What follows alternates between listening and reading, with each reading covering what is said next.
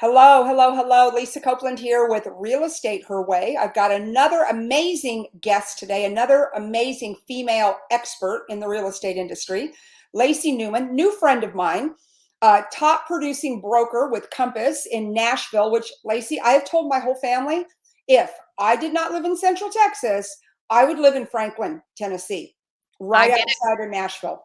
I totally get it, Lisa. I think you would love Franklin, Tennessee. So It's the feel free hair. to Like part feel of it free would to work. come It's my the way. hair. Huh? Feel free to come my way. I know some great agents. Yeah, exactly right. Yeah, no, we were just there. All of our friends flew up there. When did we fly up there? About 60 days ago. My husband and I had our 35th wedding anniversary. And so Congratulations. thanks. And all of our friends flew up there and we partied like we were rock stars. As you do in Nashville. Yes. Well, tell us about you. You know, we were introduced by a mutual friend. You know, I've looked at your credentials. I've looked at your social media. You're an absolute rock star, highly successful, huge producer. You put out amazing content. That's why I was excited to have you on the show. So tell us a little bit about you. Well, thank you for having me on the show. I'm honored and so excited that Craig introduced us. Yeah.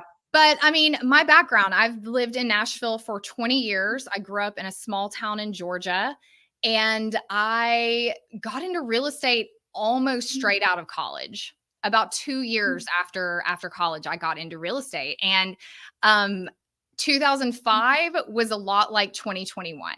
So I was one of those like bandwagon agents that thought, gosh, this looks easy and fun when you could just stick a sign in the yard and the house would sell, and Right. it was awesome. But I've ridden the ups and downs for a long time now. I have 2 kids. I've got a 15-year-old daughter and an almost 13-year-old son. And so my life is like so many other real estate agents. I'm doing the mom thing. I'm balancing that with running my real estate business and running my team and just, trying to be the best version of myself I can be all the time. And you know, that's so hard for women. I heard a speaker one time at a conference and I just loved it. So I've stolen it, you know? And it's, you know, you can be everything to everybody, just not all at once. You took the words right out of my mouth. I mean, Yeah. that is so has been so true in my life. So true. So as a mom and as a real estate professional, what are your struggles? What aren't my struggles, Lisa? Yeah, Um, you know, so I gotta give you a background here. please. I when I first got into real estate, as I said, I thought this looked fun and easy and awesome. And like so many other people, I liked people and pretty houses. And then I quickly realized that running a real estate business was a lot more than just liking pretty houses and people. Mhm. And, when I take myself back to my early days as an agent and a young mom, I remember all these times where I used to hide in the pantry from my kids. So I would be on the phone with a client in the pantry with my kids on the other side of the pantry door, crying for a snack, praying my client didn't hear them. And I had this just guilt all the time because my kids were my number one priority, but I also had aspirations as a woman, as a professional. And I think that juggling the two things, being a mom and thinking I was going to have this flexibility, but then finding out that being successful in real estate, flexibility means 24/7. Yep. And I just had, the early days of my career were just plagued with this feeling like I was failing personally and professionally because shocker, I couldn't be everything to everybody all at once. So how do you choose? Well, I mean, I think you kind of have to do one at a time, like you said, in some ways. Right. I think that for me, I was able to compartmentalize eventually, but it took a long time. And the thing that I learned, it takes a village to raise a child. It also takes a village to run a real estate business. Yes. And I think that in the beginning, I felt like I had been I believed, and I think what was the trend in those early years for me was real estate agents did it on their own. And I didn't even know very many agents in my first firm that had an assistant. Right. And we did everything. We did everything from printing our own brochures to putting out our signs to talking to our clients at all hours of the day and showing houses on the weekend and like all of it. Mm-hmm. And just like you can't, it's really, really hard to raise kids by yourself and you need your people and you need your support. You need that support as an agent too. And when I realized that, that made such a difference in my life and my business. So by getting help, I listened to a podcast yesterday, and this woman was fantastic. And she said, look, I'm not going to apologize for the fact I've got a nanny, I've got a house manager, I've got an assistant in my business. She said, because of them, I can take my business to the stratosphere. She goes, without them, I'm hurting everybody. I'm hurting my future generations. I'm not building generational wealth.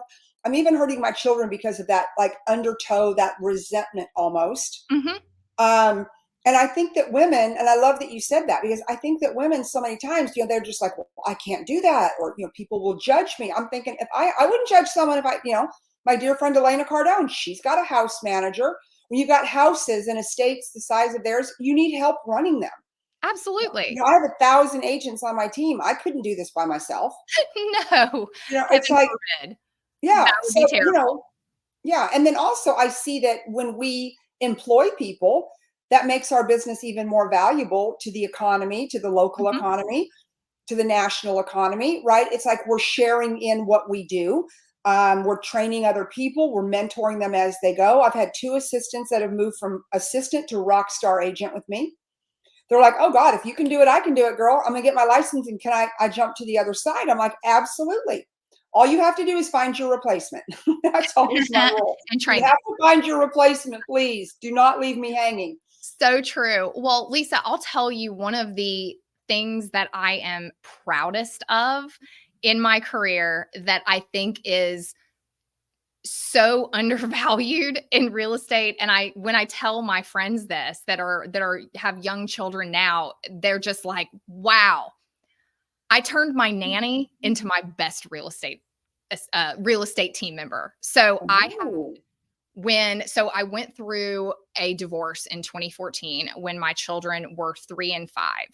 And right about that same time, I had this wonderful girl named Haley who was fresh out of college. And she came in and started helping me with my kids. And she would be the one who was taking care of them when I was out working and pick them up from school when I had a client and all of that.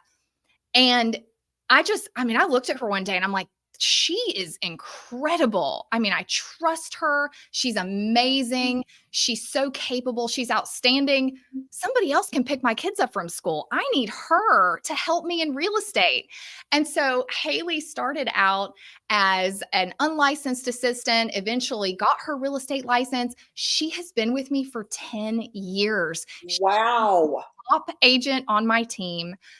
And she absolutely kills it. But that hybrid nanny slash real estate assistant is one of the first hires that a mom who runs a real estate business should make, because then it gives you the flexibility of deciding, do I want to pick my kids up from school right now, or do I want to do this?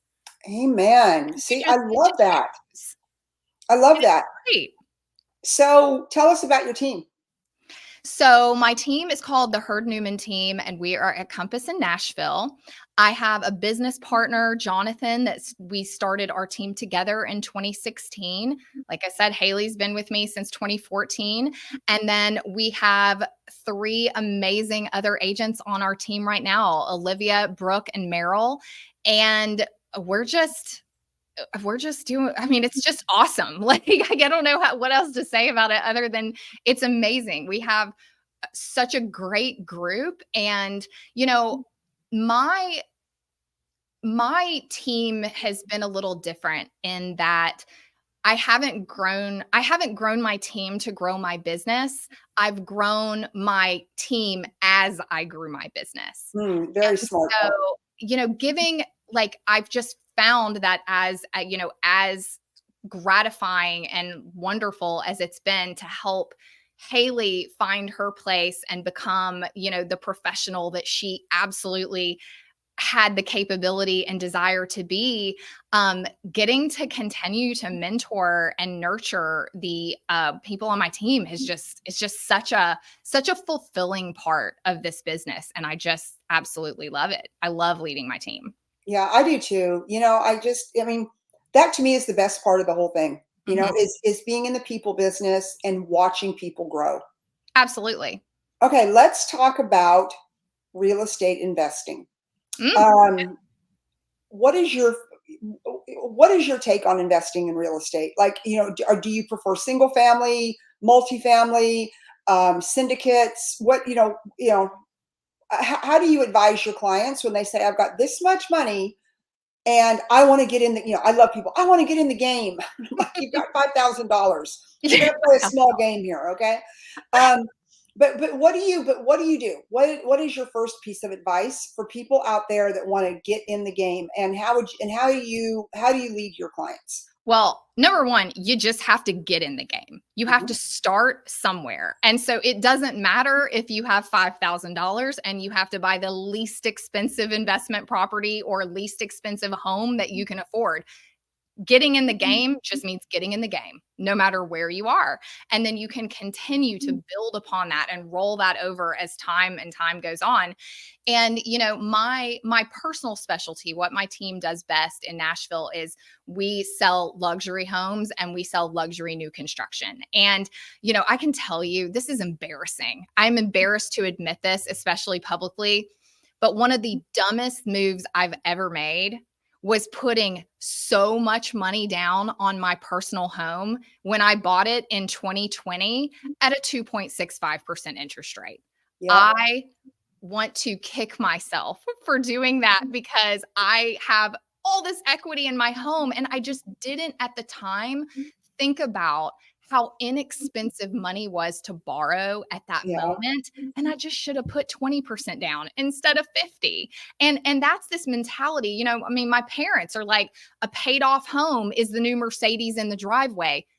Yes. But also, looking back in hindsight, I'm like, what else could I have done with that money if I had not locked it in my own residence at a 2.65% interest rate? I did the same thing. We sold our home in 2021. I own a mortgage company, have for 24 years. Made enough on that house during the height of it. I came and paid cash for a house when I Mhm. could have borrowed from my own company at 2.5%. And now I'm sitting on this house that, I can't, anyways, I, agreed. you're Money there. should be leveraged. It should produce cash flow. And Exactly. and you and I, we know that. I mean, that is honestly probably the biggest real estate mistake I've ever made. Well, but I think it's because of old thinking, It right? I don't is. know about you, but I was raised, to your point, pay off your house, put your money in savings, be safe, do this, do that. And it's really, and so I try to use a new way of thinking when I Mhm. talk to my clients, when I talk to young investors. When interest rates are high, you should still put down the least amount of Mhm. money. When interest rates are low, you should put down the least amount of money. So that way you can leverage and you can buy more properties. Keep your cash. Keep your cash. Yeah. Absolutely. Yeah. Absolutely. Well, in Nashville here, we have this really cool project that's launching that is a Nashville's first luxury townhome hotel. So Wow. this is so cool, especially for out of state investors, because Nashville, as you know, is one of the top markets for investing. Oh Because yeah. our market's just incredible. Tourism is booming. It's a wonderful place to live, as you said. Yeah. But yeah, so we have this new project called Novello where it operates like a short-term rental, but it's under a hotel permit. So it means that you don't ever have to worry about getting a permit or renewing a permit. You can rent it for as little as one night, or you can live in it long term. And so I think that what all investors want is as much security as they can get, right? Hmm. And so I just think that this is such a cool concept. You guys may already have this where you are, but this is a new concept to Nashville. And I think it's going to be really super well received because it gives just What is honest the price point? ultimate flexibility. It starts in the 900s Okay. for One bedroom? four 4 bedrooms. 4 bedroom, 3-story townhouses with rooftop decks, with the hot tubs and the fire pits and outdoor kitchens and For sky, only 900. starting in the nines. Yeah. Wow. I was just in Toronto this weekend with Elena Cardone and going through downtown Toronto to get back to the FBO. And 1 bedroom, 1 bath, high rise, high density, $1 million. I mean, yeah. But I mean, that's Nashville. We've been an undervalued market for so long. And of course, prices here exploded, just like so many other places during COVID, but it's still a great place to put your money. Yeah, we love Nashville. During COVID, four of my friends, we chartered a plane and flew in there and just had the best time. Hung out downtown. I mean, we just everything about me and my crew. We love Nashville, Tennessee. It's great. Um, so, what's the market like now in Nashville? What are you seeing from the residential standpoint? So, our market has always been really strong and really resilient. Even in the Great Recession, we were kind of last in, first out. So, where we are right now, it's not gangbusters like it was post COVID, but we still have a really solid market. I just think that good properties that come on that are well positioned and well priced sell immediately. I Right. think that we are going through our, mindset corrections around just the ability to sell anything instantly. Like those days are gone. People, when you have interest rates as high as we do right now, people are particular. And thankfully, we actually have some inventory coming back so that buyers have choice. So honestly, to me, it's a really balanced market. If you do what you should do, you price it appropriately and position it well, it will sell. But buyers also, they have options. So they don't have to overspend on something that's not great. And do you know approximately how many days on market you guys are in your MLS? Oh, I don't know exactly off the top of my head across the MLS, but I would say like somewhere in the 30-day to 60-day range. Bless Oh, you. that's wonderful. Thank you. Yeah. I mean, we're sitting in the Austin market at about 4 months. Mm, yeah, So, which is just ridiculous for us. Like that just doesn't happen. Right. But, the prices outran the demand. right, right. And Mhm. we still have so many people coming in that we're still doing pretty well. So, what is your advice to our listeners and our viewers? If they say, I've never gotten in the game, I haven't started saving any money, what kind of advice would you give them? Gosh. Well, I think you have to get your financial house in order first. I think Mhm. that being realistic, and I'm sitting here, I've just put my mom hat on now. Okay, Lisa. I'm What like, we do. what would I tell my child as she is coming up in the world and trying to establish herself? And I think that being responsible, being realistic, facing your reality and dealing with it is such an important thing. And I think that so many people, they see things and they want things and they go buy things and they overextend themselves. And that is just the wrong way to do it. You need to be realistic, and ignoring your financial reality does not help anything at all. However, what I know to be true is that where you are today financially doesn't mean anything about where you could be tomorrow or next Right. year or in That's 20 right. years.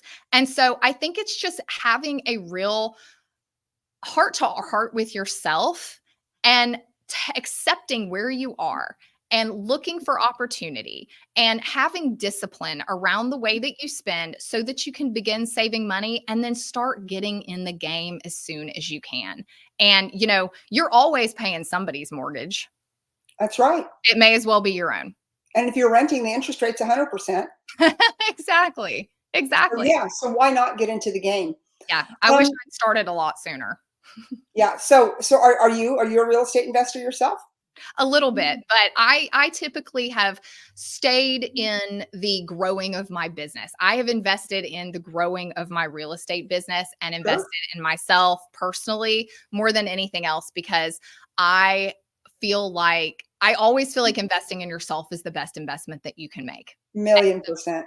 So we've really been focusing on creating opportunities. Marketing is huge for us. And so we've been really focusing on getting on the cutting edge of what we can do as real estate agents with digital media to get the most exposure for the homes that we sell, to be able to continue bringing in so much business and being able to help further the careers of more and more people. No, I love that. I absolutely love that. So, what kind of advice would you have given your younger self? You know, you're looking at the 19-year-old Lacey. Now, you're smart because you got into real estate pretty quick out of college. 25. Yeah. Yeah, Hmm. yeah. Would Yeah, you have still gone to college knowing what you know now? absolutely. Okay. Absolutely. Yeah, I I did. really get 50-50 on that answer from people. Yeah, and that's not a judgment, honestly, on anybody that doesn't. But for me, for my own personal story, that was really, really important. My this is going deep. You want to go deep, Lisa? Let's go deep. Let's go Oh, deep. Okay. So like I said, I grew up in Georgia and I lost my dad when I was 18 to suicide.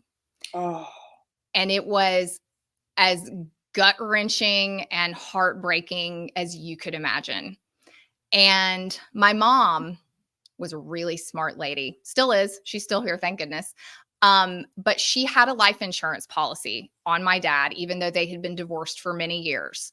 And my dad's passing was what enabled my brother and I to go to college. wow. And if I, so for me, that opportunity was one of the moments in life that I realized that you can take the worst, most horrible thing that you can think of happening to you, and you can make something good out of it. Yeah, yeah. It really becomes a legacy play for him, you know? It absolutely is. And so I think that's been one of my biggest driving factors as a person in my life is taking that pain and giving it a purpose. Oh, God. You know, Lacey, I think that's a book. I think it could be a book. A book. It really could. It chokes me up just thinking about it. But, so yeah, I mean, making something of myself has meant more to me than it might have otherwise. And I went on to go to graduate school. I got a master's in mass communication.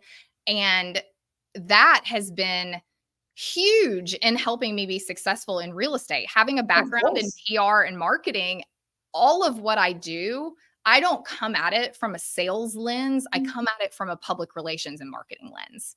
And so that's really helped me grow my business and know how to connect with consumers and know how to position my listings so that they get maximum value and all of the things. And so yeah, for me, going to college was a huge part of my story, and continues to inspire me daily. And so you talked about investing in yourself and your team, which is huge. Who do you consider, who are some of your greatest thought leaders? Who do you follow? Oh my gosh, that's such a great question. I really love do you know Amy Porterfield? Oh, yeah. I actually know her personally. Do you? Okay, so I met her at the nail salon this month. Oh, that's right. She lives in Nashville. She lives in Nashville. I know Yes, that. some Mhm. mutual friends. And I never do this. I mean, one of the things about Nashville is that we see celebrities all over the place and you just ignore them. Like Right, you let them be because this is Nashville, this is not LA. They right. choose to live here and we give them their space and they are the parents at school, they are the people in the grocery store, and we respect that. One of the great things about our city. But I totally fangirled on Amy Porterfield She's in the amazing. nail salon when we were sitting in chairs next to each other. And I introduced myself because I so admire her business, what she has done and how she has, given herself the not only the financial freedom but the time freedom and really just optimized her sales, Expertise. her expertise. Yeah, I Yeah. mean she is awesome and just has such an amazing energy. So I really, really admire her business and her thought leadership. Yeah, my best friend is one of her coaches. Who is that? She's Renee Bangelsdorf. Oh, I don't know her, but I Yeah, should. yeah, yeah. Renee and I wrote a book together back in 2016, Crushing Mediocrity. And then Renee was involved with a bunch of top line coaches. And so anyways, Amazing. yeah. Amazing. But they were based out of Nashville. Yeah. Nashville is a hub for thought leadership. It is. It really is. Yeah, it is. Okay, so Amy Porterfield, I think that's excellent. All Yes. right, so as we wrap up, my favorite and final question is, there is a wealth gap between men and women of $1 million. So Lacey, at 50 years old, same education, same income, same everything, like the playing field is level, but he will have a $1 million minimum advantage over her. Why? Well, let me tell you how it's played out in my life. Let's go, girl. So far, number one, I am not going to let that happen, Lisa. But at 50 years old, but I'm 44, so you know I'm busting it over here. Hey, let me tell you something. It goes fast. Okay, I know. I just want you to know that. Believe you. But let me tell you how this has played out in my life. So I got married at 25. I had my first child at 28. I always knew that I was going to be a mom, but that wasn't my dream. My dream was the corner office. But because I wanted to be a mom and because I grew up in the society in the South in the time that I did, like I felt the societal pressure. And having my children has been the biggest blessing in my life. But I'll be real with you. I got a 10-year, like my ex-husband got a 10-year head start on me because I was prioritizing being with my children, which there is nothing wrong with that. And I am a person who, if you are a stay-at-home mom and you love it and that is your best version of you, you should absolutely do that. That was not the best version of Lacey. And so actually going through that horrible, painful process of getting divorced ended up being the best thing for me personally, because I got to be the person that I always knew that I needed to be. And my children have been raised by the very best version of Lacey. Oh, And, so good. but he got a 10-year head start on me. So that. But the quickest way that we can show women how to close that gap is what? Getting out there and getting in it, getting started in real early, estate. and this other thing, the other part to that I will say is that my business partner is a male. Yeah. Jonathan, he's amazing. We've worked together for a long time, but I will own the fact that we are 50-50 partners in our business. I carry the mental load. I carry it. He doesn't carry it. I do. I put that on myself. He doesn't make me. But I think that as a woman, one of the things that I have struggled with, and one of the things that I try to help my students that I coach in the Elevated Agent Collective overcome, is this feeling that your worth is based on doing and not being. And we do not get paid the way we get paid as real estate agents for opening doors or putting up signs or printing brochures or any of those things that the public thinks that we get overpaid to do. We get paid for our knowledge and our experience that we share so that we help people who are buying homes make good strategic investment decisions based on knowledge that you can only have by working in the industry day in and day out for a long time. Everybody thinks they can see it on Zillow and they understand real estate. They don't, but they think they do. But there is this thing that I have been working on overcoming, and that is the feeling that my worth and my value is tied to my activity, my doing, instead of just owning my value myself. And so if I had any message for any woman out there, it is to know that your worth is in what you know and your knowledge and experience that you share, and you don't have to do to earn. Oh, I have chills up and down my arms. I cannot wait to transcribe this and be able to go back and share it with my team and watch it and rewatch it. Okay, you are amazing, Lacey.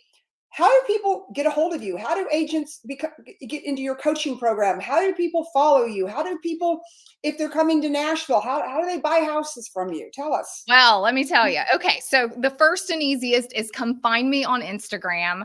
I am elevated_agents on Instagram. You can also find me at LaceyNewman.com. Hold on, I can't type that fast. Lacey Newman.com. LACEY Oh gosh. Newman.